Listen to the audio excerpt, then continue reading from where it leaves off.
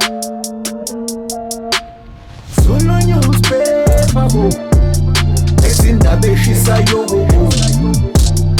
ezindaba eshisayo, ezindaba eshisayo.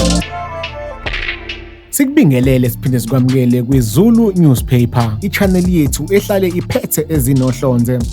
Udabeni sikuphathele lona namhlanje sekususe omkhulu umsindo ukukhulelwa komlingisi waseNingizimu Afrika uNatasha Thahane. Lokhu kuqhamuke ngemuva kokuthi lo mlingisi yamemezele ey'nkundleni zokuxhumana ngokukhulela kwakhe.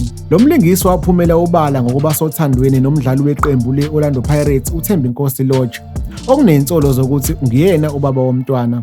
Osaziwayo bakuleli bamhalaliselile uNatasha ngokukhulela kwakhe, kanjalo nabalandeli bakhe. Kube nemibono eminingi eyahlukene ey'nkundleni zokuxhumana ngokukhulela kwalo mlingisi owaziwa ngokudlala kwi-Blood and Water kanye nakwi-The Queen.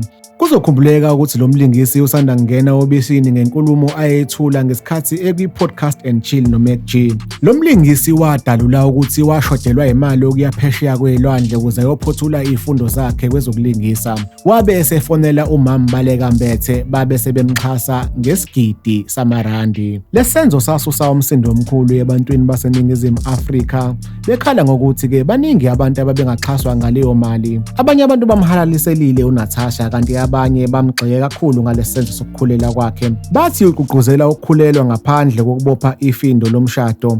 Kanti abanye bazwakalise ukuthi uNatasha ujwayele ukudlala indawo yokuba umfundi wesikole lapha kwi-Blood and Water.